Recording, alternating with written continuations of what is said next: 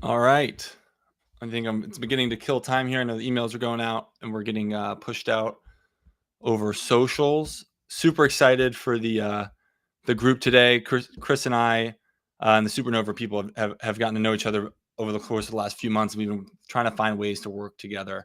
So super excited to be able to show off a little bit of the people they have involved in their community, which is super, super impressive. A couple of those people are here today, Tim and Dan, as well as, more importantly, the founders that they have in their community. So to begin with my time killing exercise, I've got some slides here for you as usual. This is me. We do events like this on a regular basis. We have a Luma, sandhillmarkets.com/live has that schedule actually embedded. So if you scroll down on the live page, you'll see that for upcoming events. And hopefully going to do more of this with Supernova in the months to come. We also have a not weekly-ish newsletter newly and a big syndicate if you're an accredited investor and you like this type of stuff. Much more importantly,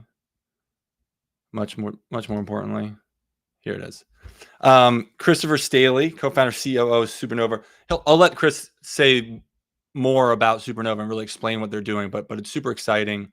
I really mostly for founders and for them having a community around them as they go out to build important things. He's been an investor for a while here and a professional one at that.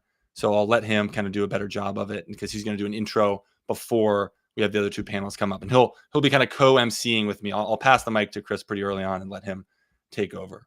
But on the other guest side, Tim Chang, partner at Mayfield Fund, has been investing for a long time. Is very a Midas list. I think maybe first Midas list member that we've had on Sandhill, which is maybe Alfred Lin from Sequoia, but that was a long time. It was called Stonks when Alfred Lin was on, so it doesn't count. And obviously, you can see kind of from his bio here, has been very successful and is a part of the Supernova community and supporting and advisors that support founders. So just one example of a really impressive person that's a part of the Supernova community and ultimately supporting these founders. And then last but definitely not least, coming up soon, Dan, co-founder and president of Key. He's managed, as you see here, $100 million fund at Side Door Ventures, big part of Gangels, which if you've heard about is one of the most active. I think actually, maybe Dan can quote me here, but most active, I think I can say that confidently, angel syndicate in the world. And also is a really big part of building out the YPO, the Young Presidents Organization, some of their processes on the investment side. I'll let him do a better job of introducing himself.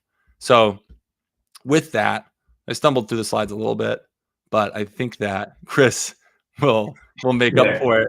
Let's get me out of the limelight and let me pass it over to you. Before we bring Tim and Dan up, wanted to give you a little moment to better explain Supernova and what you've decided, ultimately to spend your time doing, which is super exciting. Yeah, absolutely. And thanks for having us today.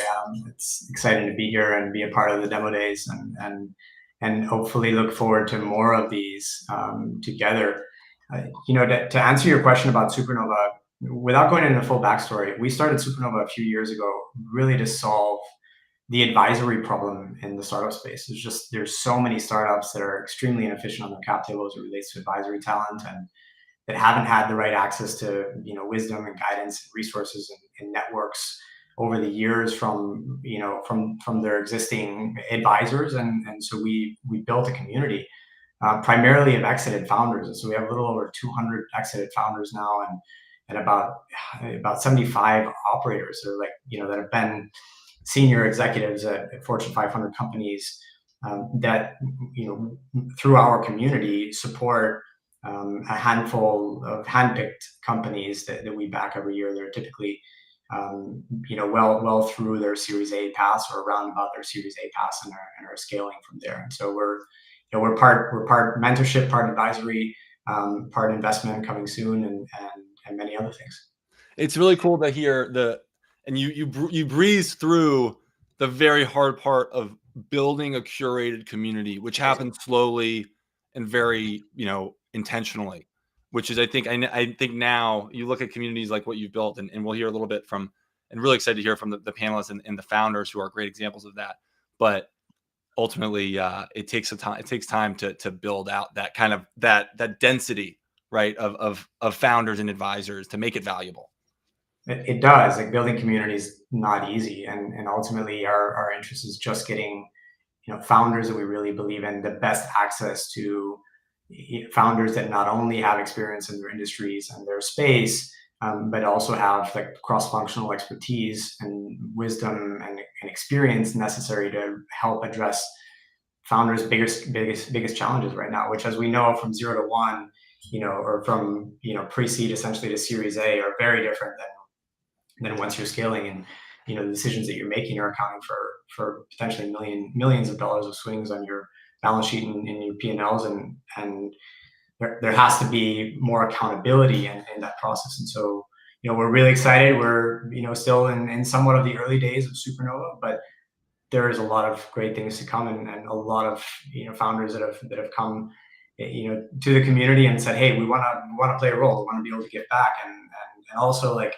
I don't want to have to do any paperwork. I just want to roll up my sleeves for founders. And so we make it easy for the advisors as well in that sense. Yeah, that's awesome. Well, there's a lot more to talk about there. Maybe we'll do a longer format. But more importantly, let's get into we have Tim and Dan waiting in the wings here to come up and do a better job of introducing themselves than I did in my very my sloppily put together Google Slides. Hey guys, how's it going? Hey guys. Who wants to start us off? Dan, can you start us off with a better intro than I gave? Yeah, sure. Forever grateful for the Supernova community. Super excited to be part of it. Quick background is I'm from Vancouver. I started 2 venture-backed companies in college. I sold them a number of years back. Spent some time at Airbnb. Started to actively angel invest in Airbnb. This is in 2017, and saw affinity networks come together and the power of being able to win access to great deal flow. You mentioned Alfred Lin, actually, who's a board member of Airbnb.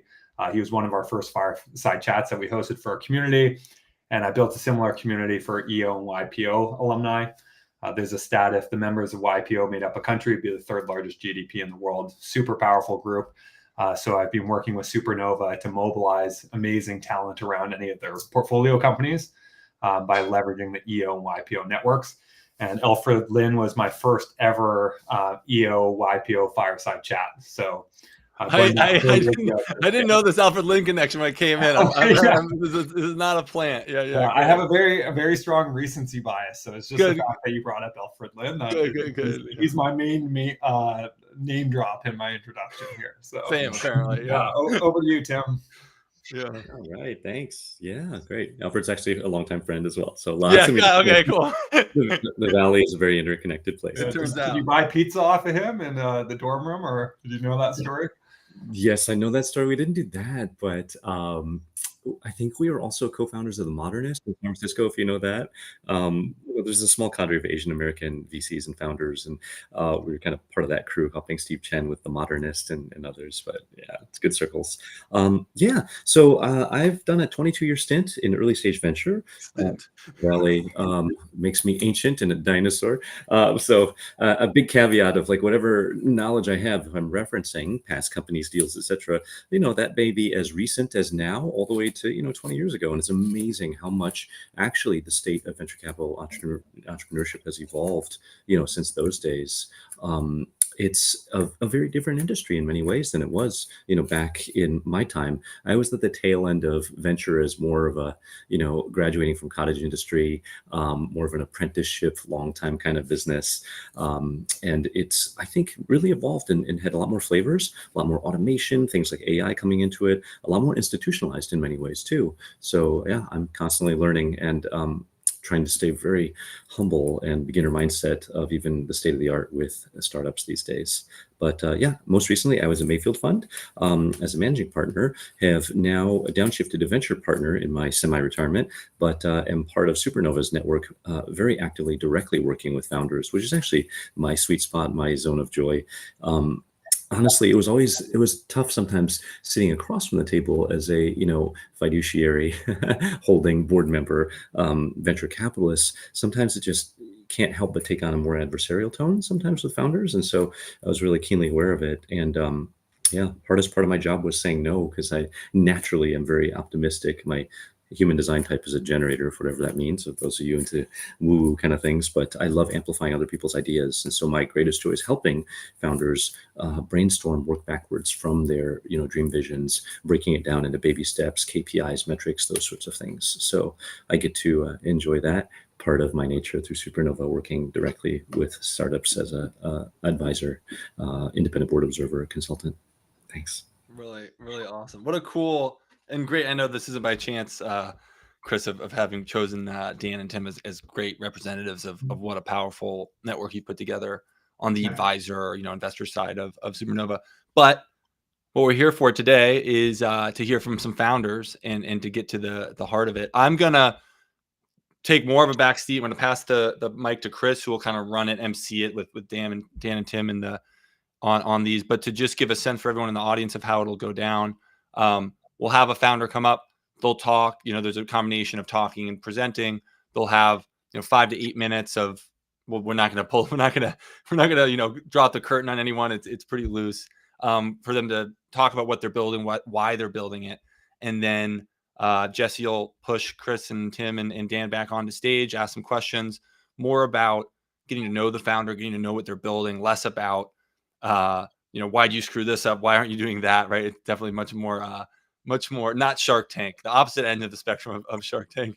And yeah, we'll have 3 awesome founders good to hear from, and we'll leave it at that. So with that, I think I'm going to drop off. I think Tim, Dan, Chris, I think Chris and the founder will be the first ones up here, and you won't see me for a while, but you'll see better stuff. So I think. Thanks, Adam. Appreciate it.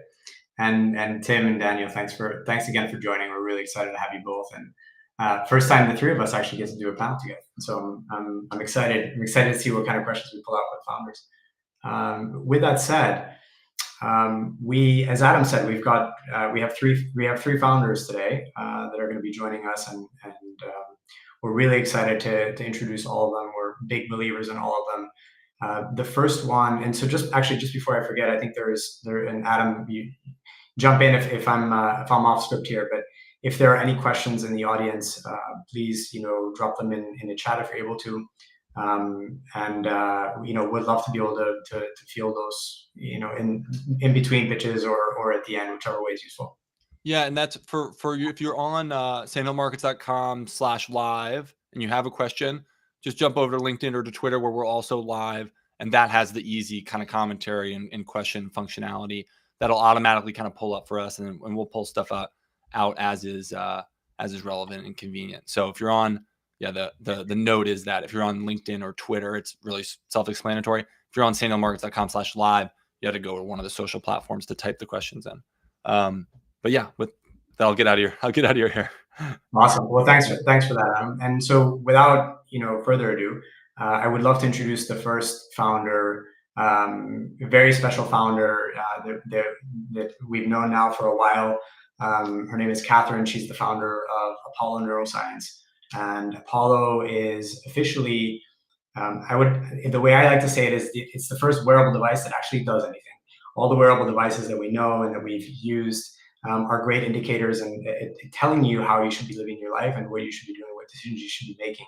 But Apollo is actually the first hardware as a service and wearable platform that is in real time helping manage stress, manage the nervous system, and most importantly, or equally as important, optimizing sleep. And Catherine comes to us with a really deep experience in incubating early stage companies, has been an executive for a while now. And most importantly, I think prior to Apollo, she developed and launched a pretty substantial tech commercialization accelerator through New York State Energy and Research Development Authority. And Apollo was actually birthed out of that program. And so we're really excited to have her. They've had some incredible traction to date. And I won't steal her thunder, but with that said, would love to invite Catherine up to take it away. Catherine, how you doing? Hey, Chris. Thanks for having me. Yeah, it's great to have you too, and thanks for making the time. We're excited to hear it. I started telling this to people. By the way, I meant to tell you I spoke to somebody the other day who told me, I was talking to them about Apollo, and they literally told me, they said, Apollo actually saved my girlfriend's life. And so we haven't been able to even talk about this yet, but I wanted to share that because it was a massive data point, and somebody who's been very close, is an avid investor and quite a big spokesperson in the fintech space. And so the reviews are coming in left and right on Apollo, and so you're obviously doing a lot right. And would love to hear you take us through what you're building and where you are, and some of the challenges you face, but also things you're excited about, and why, most importantly, like, why does Apollo deserve a place in the market? Sure. And happy to do that. Thanks, Chris. And then oh, there we go. Okay, cool. So thank you, Supernova and Tim and the Sandhill guys for having me on. I'm Catherine Fantazzi. I'm the CEO and co-founder of Apollo Neuroscience. So Apollo is a technology that we originally developed at the University of Pittsburgh. So I'm actually wearing it right here. So Apollo is, this is our first gen product. You can wear it on your wrist, your ankle. I was wearing it on the chest. You can wear it anywhere on your body. And what it does is it sends low frequency vibrations to the body that create the state that we get into when we deep breathe. So it helps bring down resting heart rate. It improves heart rate variability, and it helps to regulate and improve sleep. Apollo is actually the only technology to improve deep sleep and REM sleep. Nothing else does that. No drug does that. And the way where we came from is we came from research at the University of Pittsburgh. We were originally developing Apollo as a tool for patients with PTSD. So people with PTSD have a hyperactive stress response, and they're like a very acute version of the rest of us who are pretty stressed out. And so the goal was, how do you create the state that we get into when we meditate or do these behavior change programs? But when someone's really stressed, they don't remember to do those things. It's like when someone tells you to calm down, you don't want to calm down. You want to kill them. And that's natural. It's a physiological response. If you're really stressed out, it's much harder to learn to do these things. And so my co-founder, Dr. David Rabin, is an MD, PhD. He's a psychiatrist and a translational neuroscientist.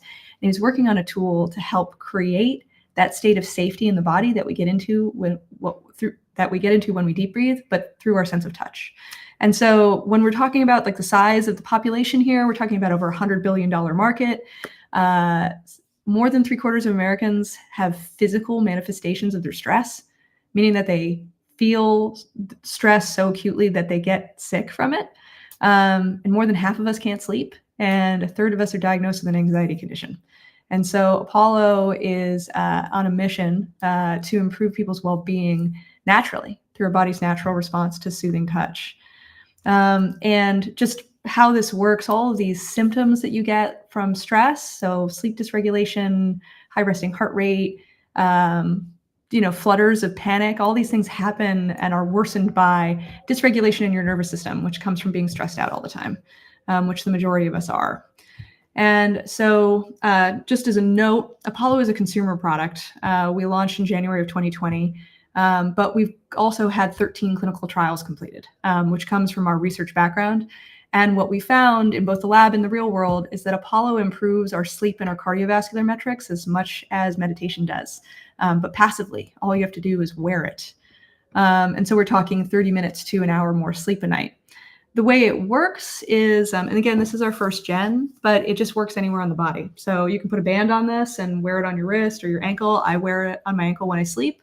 And you can wear it on your chest during the day. And then you select a program, and also our AI pulls in data to understand what your body is doing, and then be able to actually generate programs to help you feel more focused and calm throughout the day and to help you sleep through the night. In terms of what really makes us different, I think Chris really nailed it.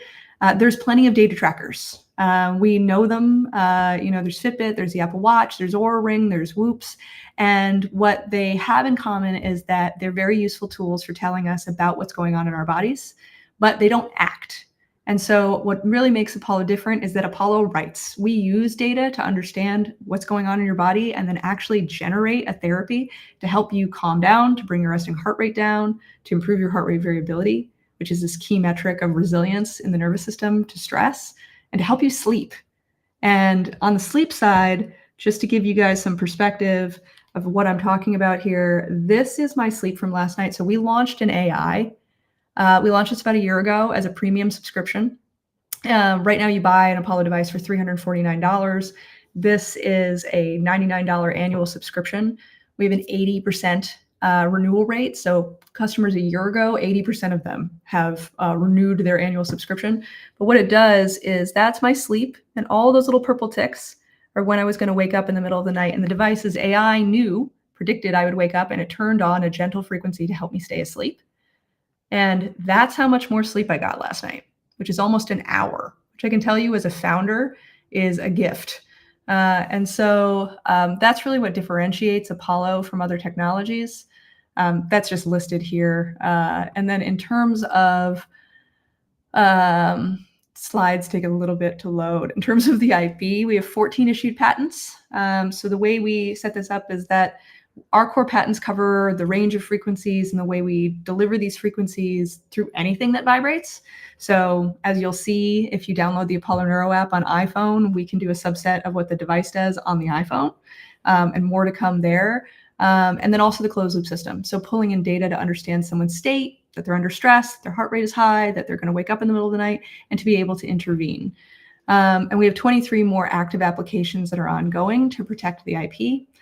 This is just a little bit about the third-party validation. We have 13 clinical trials. We've partnered with UCLA, the Veterans Administration, University of Pittsburgh, Michigan State, around a variety of trials, both with healthy population and with patients.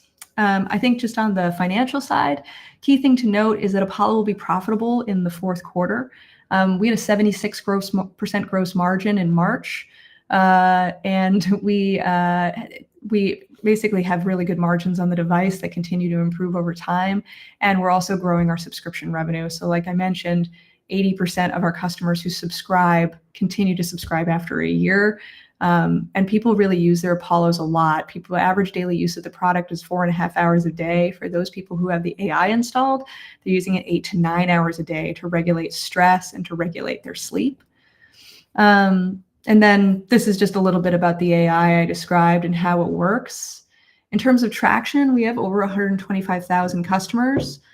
We did 10 million in revenue last year. Our core group is customers between 25 to 55, although we do have kids using Apollo, and we do have the elderly using Apollo, and we skew slightly female. So between 60 to 65% of our customers are women. Which is really amazing for a Gen 1 hardware product.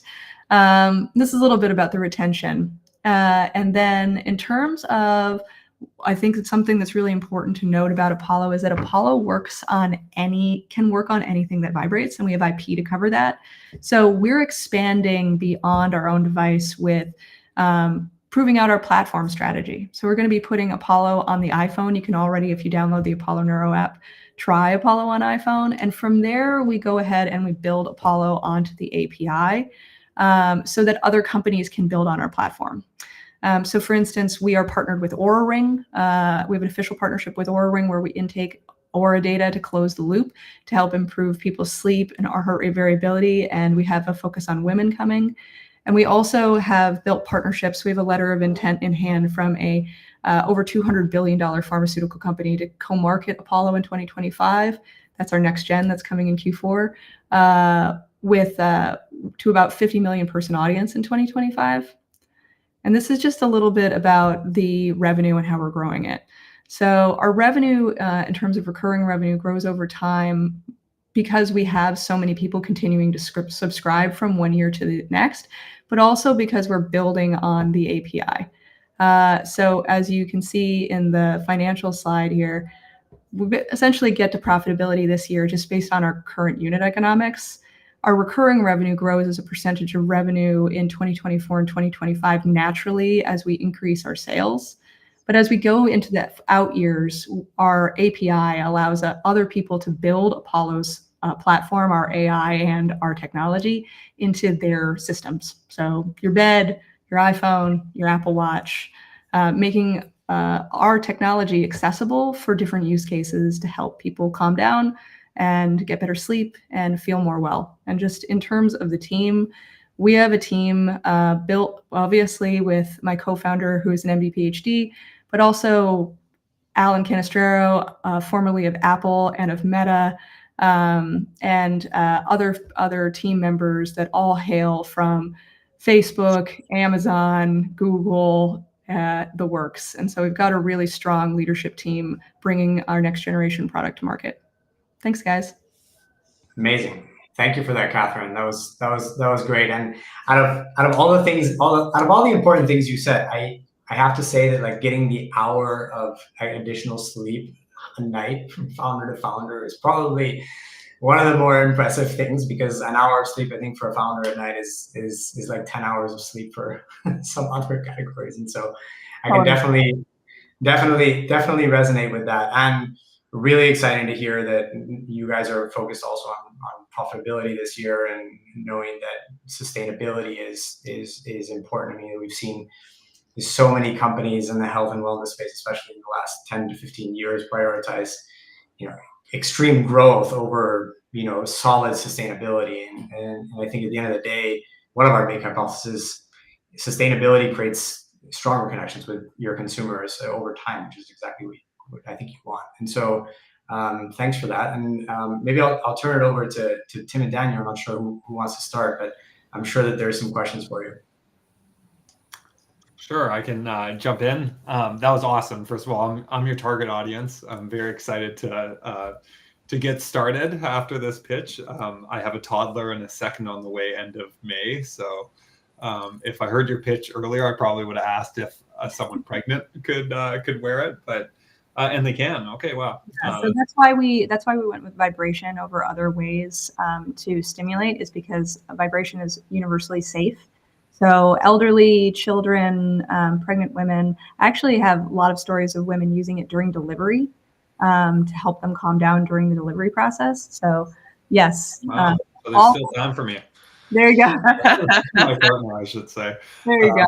That's awesome. So my first question was, anytime I see hardware, this is very unique hardware, story, but still often it can take a lot more capital than people assume, investors assume, founders assume, and next thing you know, everyone's getting diluted. But it sounds like, based on your financials, you're already going down this path of profitability and you're going down the software route. But I'm just curious on how you can make sure that you don't go down the same story that we've seen many, many times of getting ahead of your skis and having to raise a ton of capital to pull this off. Oh, totally. So, we entered the market with hardware because we needed to. There was no hardware that could know when you were going to wake up and turn on automatically to help you stay asleep, that would deliver the vibrations in the way we needed them to. But that said, that's not how you exit, right? And so the point for us from the very beginning was to cover the IP in such a way that we could embed our technology into other platforms, because there are different use cases. So for instance, the iPhone app, we can create states where you can use it to help you meditate and relax before bed. It doesn't require another device. Likewise, we could embed our technology into the Apple Watch to detect that your heart rate is elevated and turning on automatically to help you calm down, or your bed, right? Mm-hmm. In order to understand that you're waking up and turn on. Our haptics are in everything. And so as that sector increases, Apollo's technology can be embedded for various different use cases, because essentially what we've developed is a tool, a therapy that can modulate how you feel. It can make you feel excited. It can make you calm down. It can help you sleep. And there's a myriad of use cases for the tech. Health and wellness was our first beachhead, but there's a lot of opportunity for how haptics change how you feel, in the same way that music changes how you feel. Right. Yeah. Awesome. And just to be clear, so you'll always have to have your device, but you're pulling data from your Aura, from your 8 Sleep, from your other devices, or are you actually going to be able to embed that technology in the 8 Sleep where you don't even need your devices, just pure software? We could pull our technology into other people's devices. Okay. So I can take different data streams and then create outputs. As long as I have some data and a haptic, I can do what I do. Okay. That's super exciting. That's for a hardware company. That's great that you have this land and expand beachhead strategy, but being able to move to embed it into distribution across any of the hardwares. That sounds super interesting. Tim, any questions you have? I have a number, but you can go around the horn here. Sure. I just noticed also, I think we're close to time, but I'll try to make it really quick. Catherine, being a user and fan as well, I commend you on what you've achieved here. The question I get asked most about is, how about competitive threats? What if Apple or Whoop or others were to add a similar haptic buzzing into what they have? What is the way you explain how the science, the IP is a big differentiator versus others that might copycat this feature? Right. So the way that Apollo feels, which you have felt that coming and going, is what's covered in our IP. So that way we modulate those frequencies is really important. You can send frequencies to somebody that wake them up, or send frequencies that are slow, like a slow metronome type tapping to calm someone down. That existed long before us. But when we showed in the lab was those things didn't work because the body habituated to them. The way that we create these waveforms that come and go, which is signature to Apollo, is what causes the durable change in people's response, meaning that it reliably helps bring resting heart rate down and reliably improves heart rate variability, and it feels good. And so that's the secret sauce that gets embedded. I would love to have the haptic motor on the Apple Watch Open, because if I had that, I could do what I do on the iPhone, closed loop on the Apple Watch, and we could get that on all of the people that have an Apple Watch. And so for me, an Apple Watch app would be an amazing way to disseminate our technology. And I hope we open up that API. So we're gonna do one more question if we can, and then we're gonna move on just because of timing constraints. But Daniel, I don't know, you guys get to choose. Maybe Daniel, do you wanna? I know you had a plethora of questions, and so do you want to go ahead with a third one? Yeah. That you actually answered one of my questions there. Is I have almost like a PMF watch that just like you set a vibration and then that's what you get for 8 hours straight. So it's great. That I was curious about the oscillation of why not just have it on 24/7. So that's great. Not a question, but a comment. Would love to get you tapped into the biohacking community within YPO. It's super large and there's a lot of engagement. So this is something that I think would resonate deeply. And there's a lot of distribution to, I'd say, traditional industry, but that are thinking more proactively, that are actually showing up at these events and thinking about medicine from a proactive rather than reactive standpoint. So I'll follow up with you afterwards, but super excited about what you're building. Awesome. Thank you so much. Appreciate it. Okay. Proactive longevity versus reactive longevity is the future of longevity. And so definitely echo that. And thanks, Daniel. And Daniel's one of the board members of YPO, and he's deeply embedded in not only today, but what's happening tomorrow at YPO. So definitely take him up on that. So Catherine, thanks so much for your time today. And thanks most importantly for sharing the story of a company that's actually building impact. We talk a lot about impact companies, and there's impact and there's impact. And we're big believers that you are going to change the space proactively. And thanks for making healthcare accessible, because that's what we need more of. So thank you, and have a wonderful rest of your week and weekend. Thank you. Bye, guys. Bye. Okay, well, that was amazing, and really thankful to have Catherine. She's quite busy and going through an incredible process right now with Apollo, and so grateful to have her. I know we're short on time, and so I'm going to make the emceeing as quick as possible. We're going to move on to our next company, which is called Human Intelligence, and is led by Juan Betancourt. Human Intelligence is a special story as well, because it's all about, we get to talk about health in the workplace now and communication in the workplace.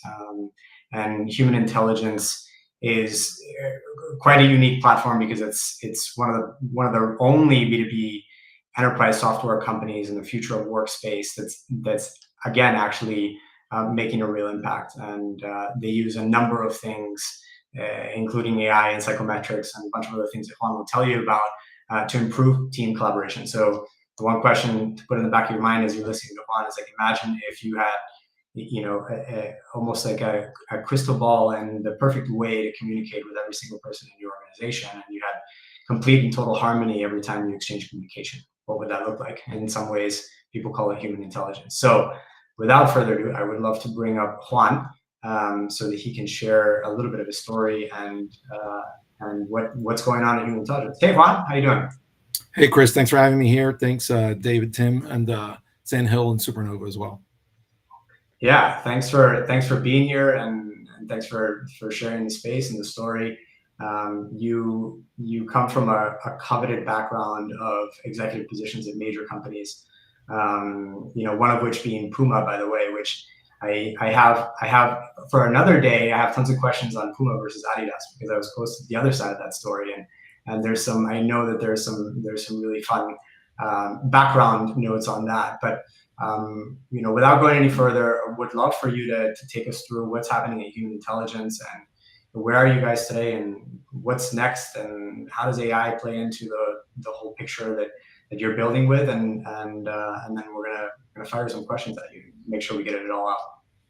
Great. Well, thanks. Basically, Human Intelligence is a SaaS product, the plugin that's integrated kind of like Grammarly into workflows at large enterprises.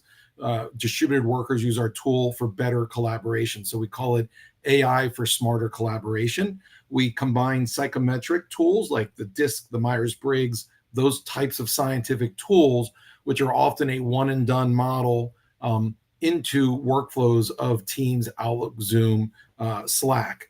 I'm going to share my screen here and let me know if you can see it. Can you see that okay, Chris? Chris? Yeah, we're getting, yeah, now we're perfect. Yep. Okay, you can see that? I see the first slide. Okay, great. So, great. And ineffective communication and collaboration is costing the economy $1 trillion. And so at my time at Procter & Gamble, Reebok, Puma, and Decathlon for 15 years, I understood for large, complex, cross-functional organizations what that meant, because often you'd have many offices, which was like akin to a distributed workforce. I then went into human capital management as a partner at Heidrick & Struggles and Korn Ferry, recruiting and doing consulting around leadership and team collaboration. As you can see, today, 72% of workers are distributed in some sense. There's low engagement by Gen Z and millennials, who are the future leaders who don't have soft skills.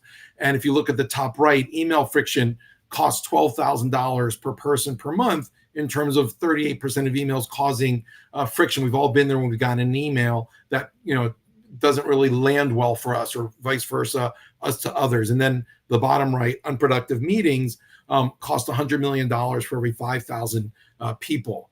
The past 30 years, 40 years, psychometric assessments have tried to help people with understanding, but they're expensive, they're workshop based, you need a certification, nobody remembers anything, and we all know that you do it, it's a fun exercise, you never see it again. Same with leadership training and development.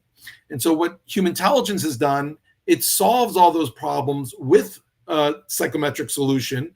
It's an on-demand, AI-driven psychometric solution that surfaces tips around people's behaviors, tips around how to motivate people, what work energizers people have in meetings, in email. So I'm going to show what that looks like, because I think seeing it is probably the easiest way. You can get 5,000 people up and running in a day. It's literally a plugin. And so if you can see this button up here, HT Smarter Collaboration, what you can then do is for 5,000 people, you give them a psychometric tool. You then can write an email to anybody in your company, click this button, and I'll make it larger. And here you can see, you can get information about that person, Joe, and I've written this email for Joe. You can click on the AI button, which now the tool will rewrite the email based on the way that Joe likes to receive information. So for example, there's more of a deep salutation that's around positive perspective, which I did not have before. Words like greatly appreciate your input. So it not only tells the new email that you could use and suggest it, it also tells why it was rewritten that way, focusing, for example, on a warm and engaging tone, things that are aligned with Joe's careful decision making. So that's one use case. Another use case for better collaboration is meetings. We saw that statistic that half of meetings are unproductive. Imagine now with the AI engine that when you click on our button, all these 10 people can get insights on a specific tendency of this group. This group, for example, are all deliberate in the way they work. And so there's different action items the AI engine recommends for a group like that. There's a second AI recommendation, which is all these people like and are energized by new solutions, and then some actions for this meeting to go better. It also shows where people plot in terms of the dynamics of the meeting.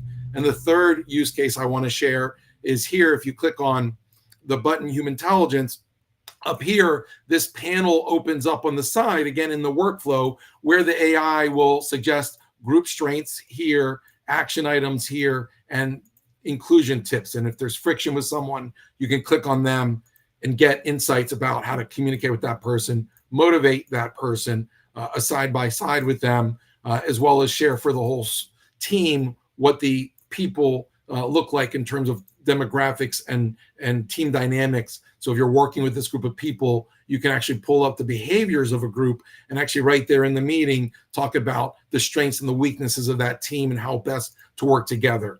And so these are all ways the tool is being used.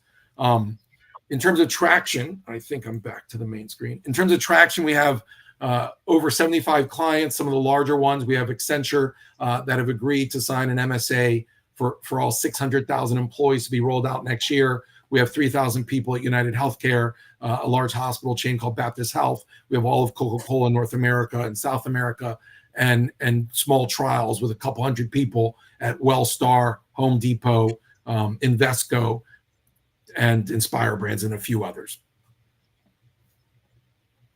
Oh, looks like we lost you there for a second. Okay, thanks, Juan. That was great. You know, in hindsight, I really wish I had this tool with. You know, always pride ourselves on good relationships, but definitely wish we had this tool in the past as I was navigating some relationships. And so we're all about transparency here. I'd say I'm sure all of us have those battle stories, but thanks for sharing the story. Really impressive what you've built to date. I know it's been a journey to get here. Going to be time efficient, and so I'd love to do one question from each of our panelists. So guys, you get to make it good ones, and then we're gonna move on. Sure, I can start this time. Juan, it looks like it's a fantastic way of writing the generative AI LLM wave that everybody's interested in adding more, efficiency, effectiveness to workflows. I'm curious, for your buyers, are there specific metrics of success that you try to train them on or sell them onto, both when you're selling it, but also for retention, showing them that the solution's working? Great question, Tim, and good to see you again. We are large corporate clients. That we get about 92% of people voluntarily take the psychometric tool, which that's sources the insights across the platforms. And then we tell our customers that on average, our large clients get 68% usage every month. This is now 6 months in. So 68% of all employees are using the tool, and they're using the tool 20 times per month. So it doesn't just get counted if they're using an email. They actually have to click on our button to get insight. So that's a large amount, 240 times a year. If you look at assessments and personality tests today, before our tool, you get a 1 usage per life. We're getting 240 uses per year, about 20 per month. So that's the metric that's the most wow, because they invest a lot of money today on tools that don't ever get used again.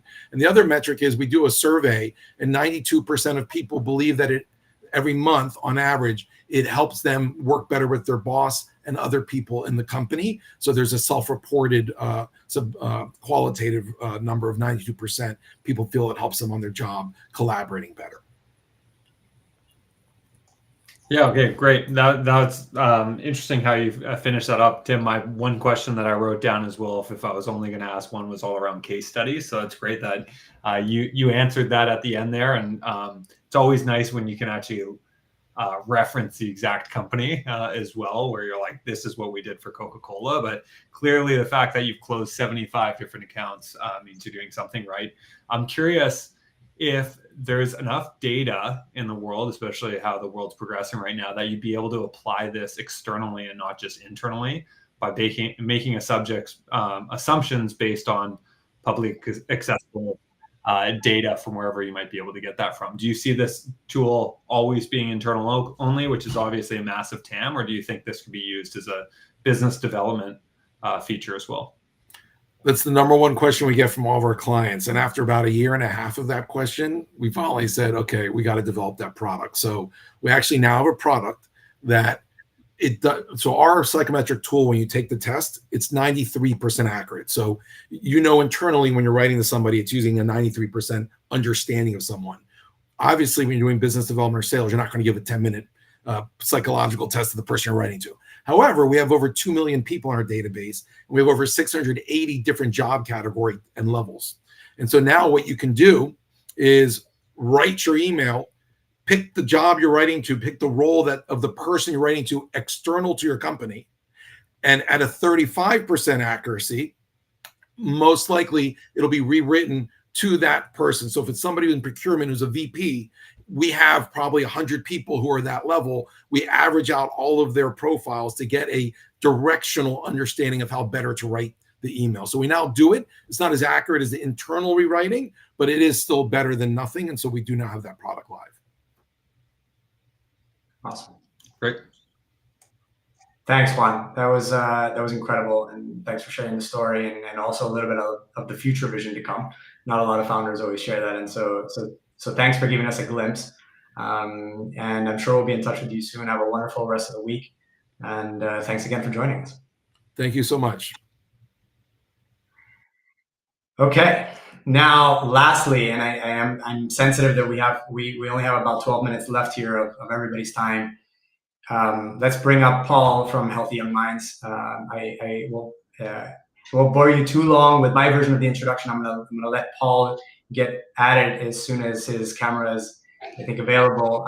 We heard about health and wellness first, and proactive sleep management and stress management. We heard about health and wellness in the workplace and managing communication, and now we get to hear about health and wellness for kids, and how we can provide our future generations and our future leaders with better support across the spectrum. And so, Paul, are you with us? Yeah, I'm right here. Can you hear me? We can hear you. We can't see you though. Huh? Camera's on. We have a black screen right now. Don't know why you would. Okay, I turned it off, turned it on. Everything seems to be working fine from my end. Everyone can see and hear you, it says.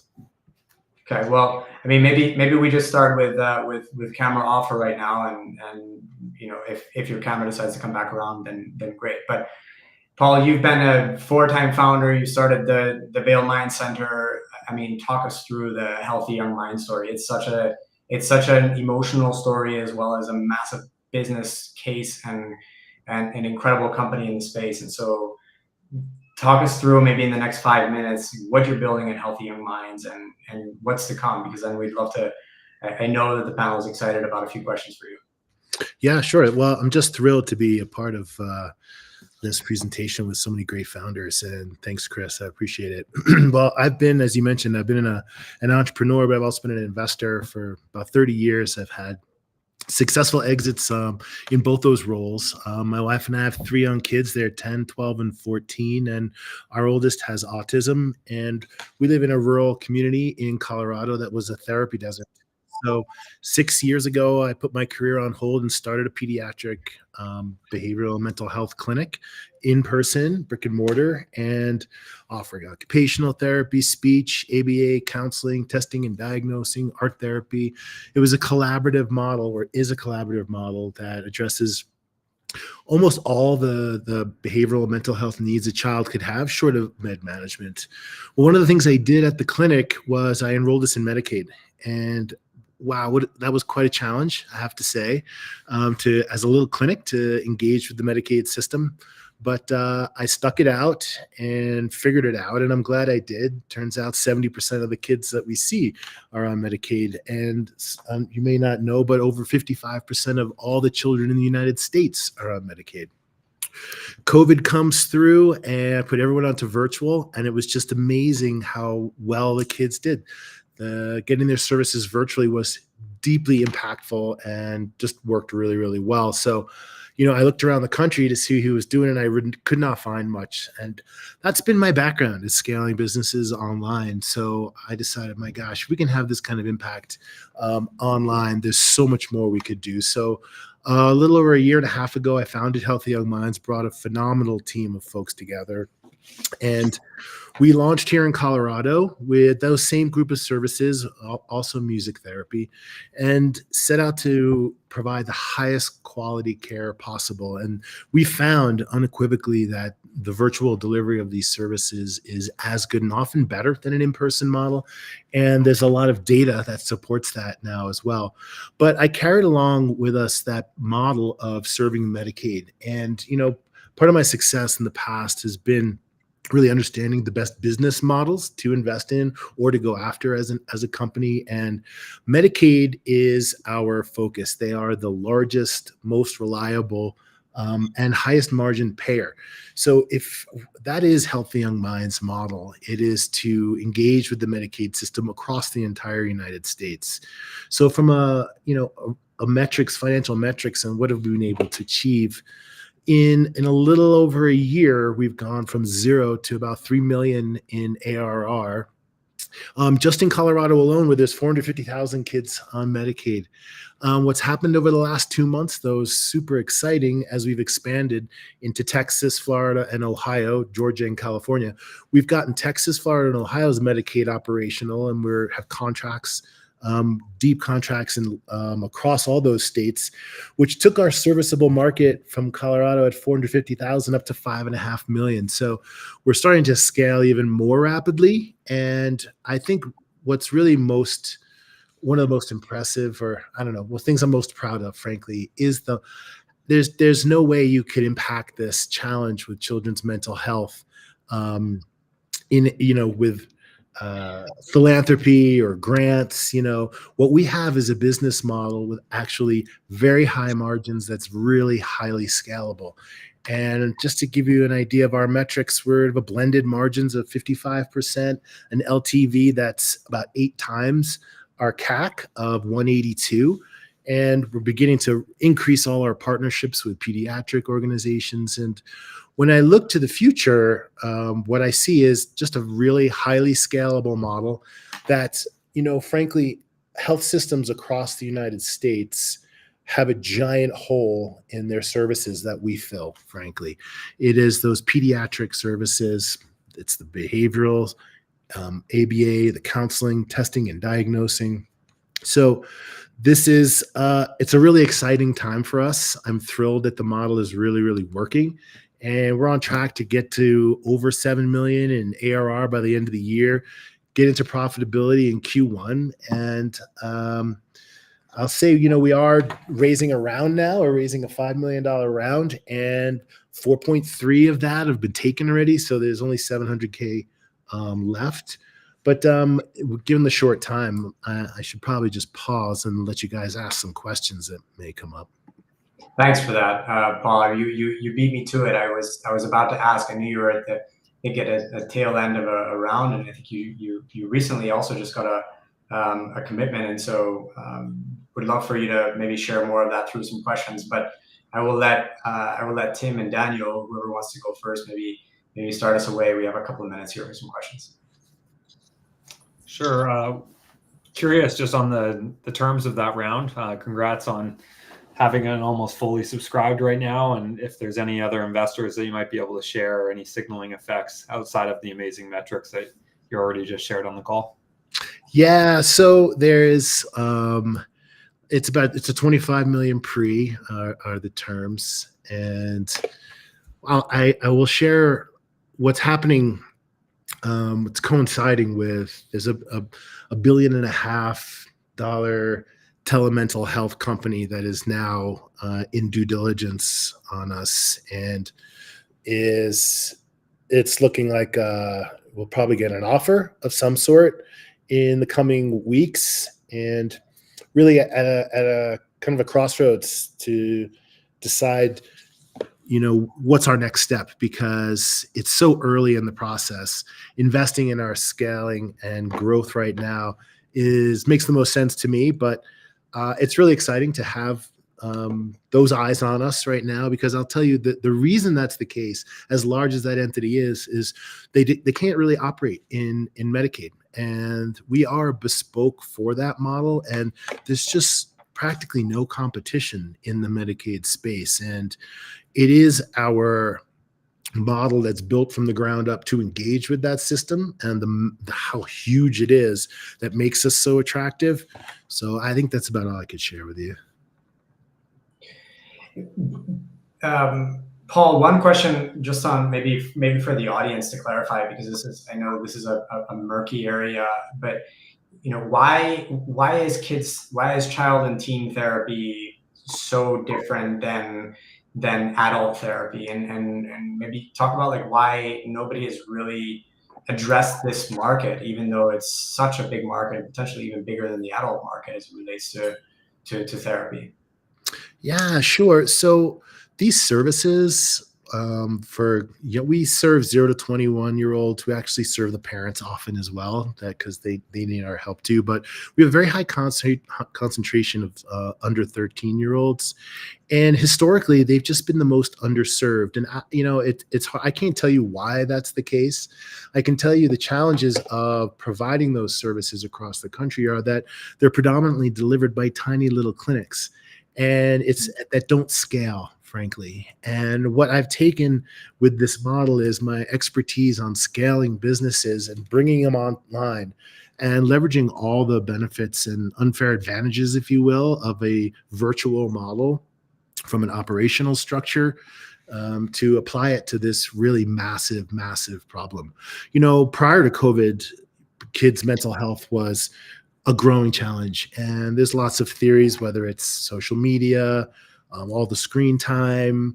There's higher diagnosis rates of autism every year. It's like a higher number. I remember when my wife and I were having our first child, with the number was 1 in 44, and now it's 1 in the mid 30s. It's an extraordinary challenge for the country, and I'm really thrilled and proud to be having such an impact and have put a model in place that's really working with such great margins that it can really scale, not just be sustained, but actually grow into just an entity that has massive impact on this challenge. Awesome. Thanks, Paul. Tim, over to you. Any questions on yours? Yeah. Paul, yeah, Medicaid is indeed a massive segment. What are the particular aspects that are the hardest to execute on? Is it technology? Is it process, workflow, business model, all the above? Just kind of curious, especially the moat of defensibility. If other people say, oh, we want to go after that too, because there's a lot of activity in telehealth, and mental health is a big focus area these days. Yeah, that's a great question, Tim. So there's a number of challenges, frankly, with engaging with the Medicaid system. The first one is upfront. Take you through the process. As a group, you have to enroll with the state's Medicaid plan. And then once you've done that, you have to credential all of your folks with that same state. But then after that, the whole system is managed by multiple MCOs, managed care organizations, covering different geographic areas of the state. You have to do the same process over again, enroll with each of those, contract with each of those, and credential with each of those. And that's a long, slow process, with such a bureaucracy, frankly. We do have a nationwide contract with Centene, which is really helpful because they are the largest Medicaid manager in the country. They cover so many different states. But the other challenge is actually the revenue cycle management, the billing and getting paid with having your claims. We have to have a much higher level of quality of note-taking, outcome measurements, and it really goes hand in hand for us because our goal is to have the highest quality care. So the other challenge is revenue cycle management. And, for little companies, it's a real challenge, but at scale, we've been able to leverage software and our systems and frankly, AI to not deliver services. That's just that is way off, if ever, but to help our clinicians be super efficient and actually do their job better. So we're really leveraging the best technology across the board. But Medicaid, it's a slow, long process to engage. And then you really have to have the expertise and ability to manage that revenue cycle management piece. Thanks for that, Paul. I think we might be coming up on time. I just want to also check in with Adam if we have time for a couple more questions or not. For any of you in the audience, just so you know, these companies are raising capital. And so if you are interested, you're welcome to contact Adam or ideally myself directly at Christopher@onesupernova.com. And we'll be happy to connect you and share more information about any of the founders. Hey, we can go. It's up to you guys. If you guys are happy to go for another 5 minutes, and then we are happy to do another couple questions, and I'll get the emails lined up below. So Yeah. do another quick round. And I don't want to cut. I'm enjoying Paul's section too much. Thanks, Adam. Yeah. You still can't see me though, huh?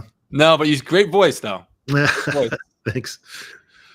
I'll let you guys get back at it. Sure. Paul, you mentioned one of the things that's attributing to potentially, and it seems relatively well documented at this point, around screen time for children. So interested to hear your perspective on how you're delivering your service through screen time in a way that is maybe healthy, and what your perspective is on that.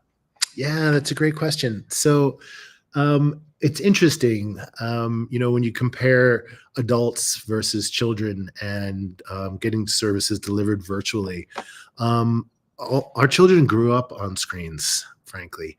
And what we do that's a bit of a differentiator, or a significant one, is we have these virtual backgrounds that we've created, and it's super engaging. Our therapists have, I guess I wish you could see, but they have really interactive backgrounds and engaging ways to interact with the kids. And the fact that they are, this is, we like to call it healthy screen time, frankly, as opposed to just sitting and gaming or just going down some rabbit hole on YouTube, if you will.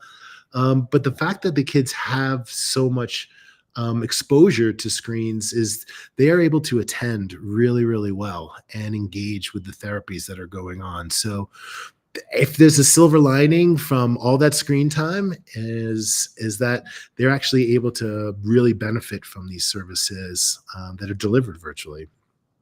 Yeah, it makes a ton of sense. And I guess it's live. It's a two-way relationship, not them passively consuming some content. So that's awesome. Yep. All right, I think we have time for one more question from either of you, if you would like. Tim, I don't know if there's anything else that's itching that you want to get out, or if not, Daniel, and then with that we'll close it up after this. Well, one obvious question is, how does AI factor into what you're doing? Do you see that as something that's relevant here, or not so much, especially given the population and the use case? Yeah, it's a great thing to discuss, frankly. You've seen the attempts to use AI as a service delivery fail, frankly, and it's a very challenging thing. So much of what's powerful about therapy is rapport building, and that human to human, face to face is so critical. But what we've seen and we're leveraging right now, there's AI tools that are basically providing just tremendous enhancements and efficiencies. So for example, we are using one AI tool right now that will be tracking the entire session, transcribing the entire session, and then creates the note for the clinician afterwards, and can call out all the salient points that are attached to the treatment plan in there. So the clinician in a normal session has to try and keep track of the things that were said, things that they want to note and keep track of. And this way, they don't have to do any of that. They can focus 100% on the child and that connection. And at the end, it creates the note for them, and they do a little bit of editing and slip it in. So it saves a huge amount of time for each clinician. That's a phenomenal part of it. There's another tool that we're using as well that is basically built going out and leverages the large language models that are out there. And this is part of the testing and test report writing. So one of the backlogs for diagnosing children right now is how long it takes to write this scholarly report about what was discovered during the testing.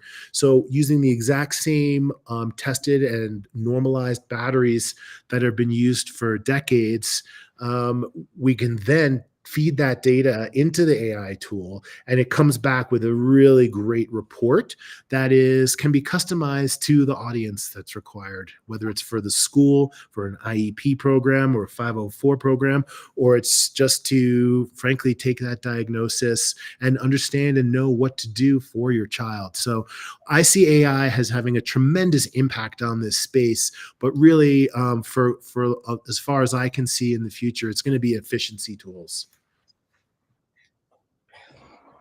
Thanks, Paul. That's extremely insightful, and knowing that the entire AI is taking over so many industries.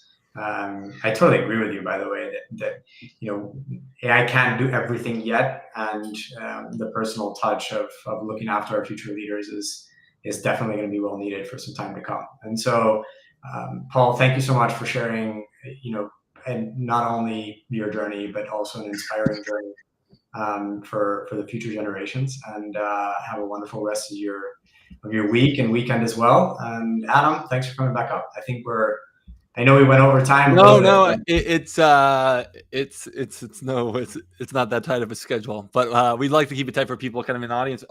Over looks like 186 people that have joined us along the way here, which is awesome, and real testament to the founders really, and to Tim and Dan for showing up and asking some good questions. Chris, you were obviously a part of it as well.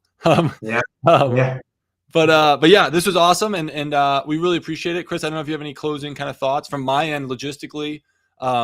Everyone who found us through the newsletter or through socials. Well, if you're on social and not signed up for the newsletter, sign up for the newsletter. We will share information about the founders to that entire audience kind of after this. So we share like LinkedIn's is the easiest way for founders to sort through interest and who wants to connect with them. Or you'll see in the bottom here, you got Chris's email, where you can email him directly if you're looking to connect about Supernova on either side, and all sides kind of what they're doing. So that's the logistics commentary from me. Chris, I don't know if you have anything you want to share.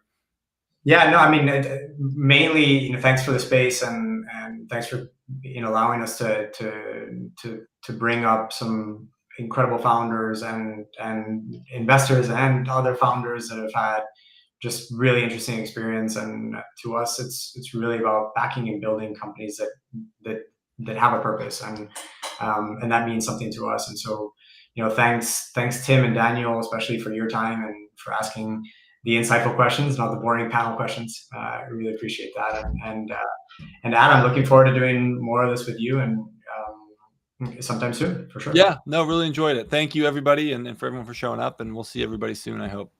Thank you. If you have questions, and feel free to email me directly or email Adam, and I'll pass it through. But as you guys know, these companies, I think, are raising still. They have a little bit of room left. And it's tight timing in every sense, but there is a little bit of room left in these rounds. And so if there's interest, send it through. Awesome. All right. We'll talk soon. Cool. Thanks, Adam.